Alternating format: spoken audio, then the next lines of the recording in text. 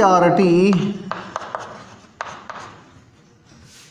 Class 11th unit 9 और chapter का नाम है हाइड्रोजन। इसका मैं आपको 8th लेक्चर नंबर 8 दूंगा आपको, जिसमें हम हाइड्राइड्स, स्पेशली जो मेटालिक हाइड्राइड्स होते हैं और जो कोवेलेंट हाइड्राइड्स होते हैं उनकी बात करेंगे। हम बात करते हैं मेटालिक हाइड्राइड्स की, कि मेटालिक हाइड्राइड्स क्या होते हैं, इनमें क्या किस तरीके से मेटालिक हाइड्राइड्स बनते हैं, इसको आप समझो। आपने कुछ एग्जाम्पल्स जरूर देखे होंगे, जैसे आपने कई बार ZR 1.7 इस तरह से कुछ देखा होगा, या आपने दूसरा एग्जाम्पल देखा होगा TiH 1.9। इस तरह के एग्जाम्पल्स आपको बुक में कई बार देखने को मिलेंगे। ये आपके पास मेटालिक हाइड्राइड्स हैं। तो मेटालिक हाइड्राइड्स कैसे और क्यों बनते हैं? एक्चुअली फैक्ट ये है कि जो डी ब्लॉक मेटल्स हैं और जो एफ ब्लॉक मेटल्स हैं, जो D block F block metals हैं, उन मेटल्स का जो लैटिस होता है, इस लैटिस में D block F block metals की जो लैटिस होती है, उस लैटिस में वाइड्स होते हैं। इन लैटिस में वाइड्स हैं, या फिर आप इसे कह सकते हैं इंटरस्टिशियल साइट्स हैं। इंटरस्टिशियल साइट्स हैं। अब ये वाइड्स या इंटरस्टिशियल साइट्स क्या चीज हैं, किस तरीके से हैं? मान लो आप निकिल को लेते हो Ni, ठीक है भाई, ये हमने Ni लिख दिया, यहां पर फिर मैंने Ni लिख दिया, फिर यहां पर मैंने Ni लिख दिया, फिर यहां पर मैंने Ni लिख दिया, फिर यहां पर मैंने Ni लिख दिया, यहां पर मैंने Ni लिख दिया बिल्कुल टच करते हुए, और यहां पर मैंने Ni लिख दिया बिल्कुल टच करवा करके मैंने लिख दिया ये। अब जरा समझो, जो खाली जगह है, ये वाली जगह, ये जो खाली जगह यानी ये वाली जगह, जो स्फेयर्स के बीच में खाली जगह है, इन्हें हम इंटरस्टिशियल साइट्स कहते हैं। इनका नाम इंटरस्टिशियल साइट्स है।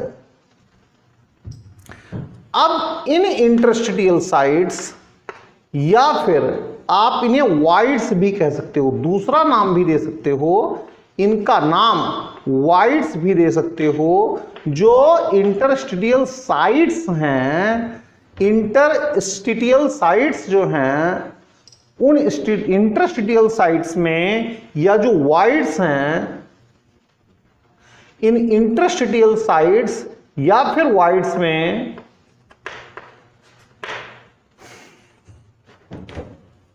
दोबारा चलते हैं।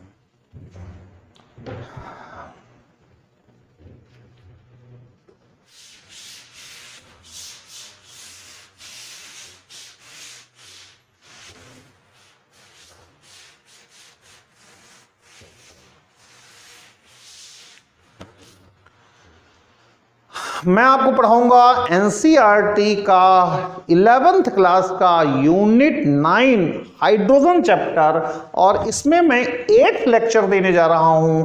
ये मेरा 8th लेक्चर है, और अब इसमें हम बात करेंगे मेटालिक हाइड्राइड्स की, कि जो मेटालिक हाइड्राइड्स होते हैं वो क्यों बनते हैं। इनका दूसरा नाम भी होता है, इनको एक हम और नाम देते हैं, वो नाम है इंटरस्टिशियल हाइड्राइड्स। ये भी नाम देते हैं। तो हमें ये भी सोचना चाहिए कि इनका नाम इंटरस्टिशियल हाइड्राइड्स क्यों पड़ा। सबसे पहली बात, ये D block and F block के जो मेटल्स हैं, डी ब्लॉक एफ ब्लॉक के मेटल्स ही इस तरह के इंटरस्टिशियल हाइड्राइड्स बनाते हैं। इंटरस्टिशियल हाइड्राइड्स का जो फॉर्मेशन है वो केवल और केवल डी और एफ ब्लॉक के मेटल्स ही बनाते हैं। मेरे दोस्तों, जो डी एफ ब्लॉक के मेटल्स हैं उनके लैटिस में कुछ होल होता है, उसको हम इंटरस्टिशियल साइड्स कहते हैं। जो 3 डायमेंशनल होल होता है, 3 डायमेंशनल होल होता है। किसमें होल होता है ये 3 डायमेंशनल होल जो होता है, जिसे हम वॉइड्स भी कहते हैं। कहाँ होता है भाई? ये पाया जाता है lattice of D and F block metals में। जब हम डी और एफ ब्लॉक मेटल्स पर हाइड्रोजन को छोड़ते हैं, जैसे कि मान लो ये Ni है, यहाँ पर Ni है, यहाँ पर Ni है, यहाँ पर Ni है, यहाँ निकिल है और यहाँ पर निकिल है। कंसीडर करो कि इस तरीके से निकिल है, निकिल के एटम्स इस तरीके से हैं, कुछ ऐसे हैं, इस तरीके से कोई लैटिस मान लो बनी हुई है। तो ये जो जगह बच रही है, जगह, इस जगह का नाम इंटरस्टिशियल साइट है। इस जगह को ही, जो वैकेंट स्पेस है, इसी वैकेंट स्पेस को इंटरस्टिशियल साइट कहते हैं। इसी वैकेंट स्पेस का नाम इंटरस्टिशियल साइट है, या वाइड है, या होल है। जब यहां पर हाइड्रोजन आता है, हाइड्रोजन, तो जो हाइड्रोजन है उसके एटम्स कहीं यहां पर बैठ जाते हैं। कैसे भाई? मान लो ये Ni है, यहां पर Ni है, यहां पर Ni है, यहां पर Ni है, यहां Ni है और यहां Ni है, यहां Ni है, यहां पर Ni है, यहां Ni है। कुछ ऐसे इस तरीके से ये जो हाइड्रोजन के एटम्स हैं वो बैठेंगे। इस इंटरस्टिशियल साइट में हाइड्रोजन बैठ गया भाई, इस इंटरस्टिशियल साइट में हाइड्रोजन बैठ गया।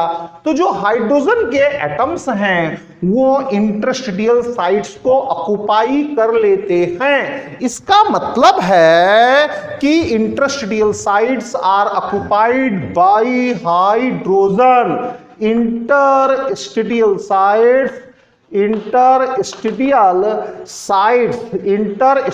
साइट्स आर ऑक्युपाइड बाय, ये ऑक्युपाई हो जाता है, ऑक्युपाइड बाय हाइड्रोजन एटम्स। ये हाइड्रोजन के एटम्स इंटरस्टिशियल साइट्स जो कि डी और एफ ब्लॉक के मेटल्स के लैटिस में होती है उसे घेर लेते हैं, उसको ऑक्युपाई कर लेते हैं। अगर ये इंटरस्टिशियल साइट्स को घेर लेंगे, इंटरस्टिशियल साइट को ऑक्युपाई कर लेंगे, तो फिर मेटलिक या फिर इंटरस्टिशियल हाइड्राइड्स बन जाता है, बन जाएगा। अब जो ये इंटरस्टिशियल साइट्स या इंटरस्टिशियल हाइड्राइड्स, ये जो हैं, इनकी कहानी क्या है? ये मेरे बच्चों नॉन स्टोकियोमेट्रिक कंपाउंड्स होते हैं। ये नॉन स्टोकियोमेट्रिक कंपाउंड्स होते हैं। ये नॉन स्टोकियोमेट्रिक कंपाउंड्स हैं, NSC हैं। ये नॉन स्टोकियो और नॉन स्टोचियो और नॉन स्टोकियो और नॉन स्टोसियो मेट्रिक कंपाउंड्स हैं। अब इस नॉन स्टोसियो या नॉन स्टोकियोमेट्रिक कंपाउंड की मीनिंग क्या है भाई? इसकी मीनिंग है जो मेटल और हाइड्रोजन के मोल्स का रेशियो है वो होल नंबर नहीं है। मेटल इसका मतलब है molar ratio of metal and hydrogen. ये is not whole number ratio, is not whole number ratio. ये होल नंबर रेशियो नहीं होता है दोस्तों। इसका मतलब यही होता है कि ये होल नंबर रेशियो नहीं होता है, किसी भी हालत में होल नंबर रेशियो नहीं होगा। जैसे कि मैं आपको एक एग्जांपल देता हूं, ZrH।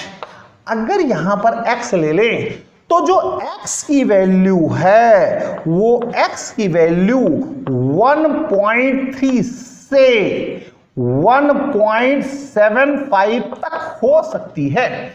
इसका मतलब यह है कि ऐसा हो सकता है कि एक कंपाउंड ZrH 1.3 बन जाए, एक कंपाउंड ZrH 1.4 बन जाए, एक कंपाउंड ZrH 1.5 बन जाए। ऐसी पॉसिबिलिटी भी हो सकती है कि ZrH 1.6 बन जाए, ऐसे भी पॉसिबिलिटी हो सकती है। अरे ZR का मतलब जिरकोनियम है, ZR का मतलब जिरकोनियम है, जिरकोनियम। और ZrH 1.7 इस तरीके से आ सकता है। ये छोटी छोटी वैल्यूज जो हैं ये कहां से कहां तक है, ये हल्का फुल्का याद करने की थोड़ी सी आदत डालो आप लोग। दूसरा एग्जाम्पल, मान लो टाइटेनियम, ये जिरकोनियम था, ये टाइटेनियम है, और H यहां पर Y ले लेते हैं हम। तो जो Y की वैल्यू है ये 1.8 से 2 के बीच कहीं भी हो सकती है। इसका मतलब एग्जाम्पल हो सकता है TiH 1.8, इसका मतलब एग्जाम्पल हो सकता है TiH 1.9। इस तरीके से ये नॉन स्टोकियोमेट्रिक है। दो एग्जाम्पल लेकर के मैंने बताया है, थोड़ा सा हल्का फुल्का, जैसे जिरकोनियम में 1.3 से 1.75 होती है, ये याद करना पड़ेगा। टाइटेनियम में 1.8 से 2 के बीच में होती है। थोड़ा बहुत हल्की फुल्की चीजें आपके दिमाग में होनी चाहिए। अब जरा आगे की कहानी की तरफ बढ़ चलते हैं। वो आगे की कहानी क्या है कि भाई एक होता है हाइड्राइड गैप, एक होता है क्या, हाइड्राइड गैप। यानी कि आपको 5th पॉइंट पर या 4th पॉइंट पर जो भी पॉइंट हो उसमें इस चीज को चलो कि हाँ भाई एक होता है हाइड्राइड गैप 7, 8 और 9। ग्रुप 7, ग्रुप 8 और ग्रुप 9 जो पीरियोडिक टेबल है उसमें ग्रुप 7, ग्रुप 8 और ग्रुप 9। ग्रुप 7, ये ग्रुप 7 है, ग्रुप 8 और ग्रुप 9, इनके मेटल्स हाइड्राइड नहीं बनाते हैं। इसको हम हाइड्राइड गैप कहते हैं। तो जो G7, G8, G9, group 7, group 8, group 9 ये नहीं बनाते हैं भाई, ये नहीं बनाते हैं, इसे ही हाइड्राइड गैप कहते हैं। ये नहीं बनाते हैं, इसे ही हाइड्राइड गैप कहते हैं। हाइड्राइड गैप, इसे ही हाइड्राइड गैप कहते हैं। जैसे ग्रुप 7 में क्या है, Mn इस तरह का हाइड्राइड नहीं बनाता। Tc टेक्नीशियम ये इस तरह का हाइड्राइड नहीं बनाता। याद नहीं हो रहा है ना, इसे याद कर लो। मन तक रीना, यानी कि ग्रुप 7 में मन तक रीना है, और ये मन तक रीना ये हाइड्राइड नहीं बनाएगा। किसी भी तरह से नहीं बनाएगा। ये Fe ये भी नहीं बनाता, ये Ru ये भी नहीं बनाता, ये OS ये भी नहीं बनाता। ग्रुप 8 में ये नहीं बनाते। याद नहीं हो रहा है तो फेरूसा, फेरूसा, ऊषा जानते होंगे आप लोग, पुराने जमाने में लड़कियों के नाम होते थे। तो मंतक रीना नहीं बनाएगा, फेरू ऊषा नहीं बनाएगा। ग्रुप ये आ जाता है कई बार, hydride gap, hydride gap, hydride gap, hydride gap आ जाता है। तो मंतक रीना फेरू ऊषा नहीं बनाएगा। अब आगे रहो, देखो CO RU RH और IR ये भी नहीं बनाता। ये याद नहीं हो रहा है ना, देख लो याद हो जाएगा। इरमा, कोई रही इरमा, कोई रही इरमा, को रही इरमा। तो कौन थी इरमा हमें नहीं पता। ये जितने भी 9 एलिमेंट्स से ये नहीं बनाते, नहीं बनाते, नहीं बनाते। इसे ही हम हाइड्राइड गैप कहते हैं। तो आप कह देते हैं कि group 7, group 8, group 9 metals do not form metallic hydrides. This is called hydride gap. This is called hydride gap. इसे हाइड्राइड गैप कहते हैं। याद करने का तरीका बताया, मंतक रीना फेरू ऊषा को रही इरमा, ये आपको मैंने बताया। अब मेटेलिक हाइड्राइड्स यहां पर पूरा हो जाता है। अब मेटेलिक हाइड्राइड्स जब आपने पूरा कर लिया तो केवल और केवल एक और हाइड्राइड बचा है, उसका नाम है कोवेलेंट हाइड्राइड। इस कोवेलेंट हाइड्राइड को भी आप अच्छी तरीके से निपटा लो।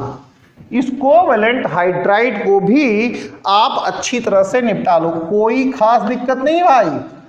कोवेलेंट हाइड्राइड कहीं तक कोई परेशानी नहीं है, किसी भी सूरत में परेशान मत हो। जैसे कि आप देखो ग्रुप 13 में क्या होता है, ग्रुप 14 में क्या होता है, ग्रुप 15 में क्या होता है, ग्रुप 16 में क्या होता है, इसको समझो। चलिए पहले इसकी बात करते हैं। ग्रुप 14 ये CH4 है भाई। ग्रुप 15 इसकी बात करो, अमोनिया है भाई। ग्रुप 16 ये पानी H2O, जी हाँ H2O, ये कोवेलेंट हाइड्राइड है। इसकी बात करते हैं BH3, ये कोवेलेंट हाइड्राइड है। कैसे कोवेलेंट हाइड्राइड है जरा देखो, ये आपके पास BH3 है, BH3 है, ये BH3। CH4 को देखो, ये जरा CH4 आप देख लीजिए, ये CH4 है। अमोनिया को देखो, यहां पर आप अमोनिया देख लो, ये अमोनिया है। पानी को भी देखो, ये आपका पानी है, पानी पानी पानी।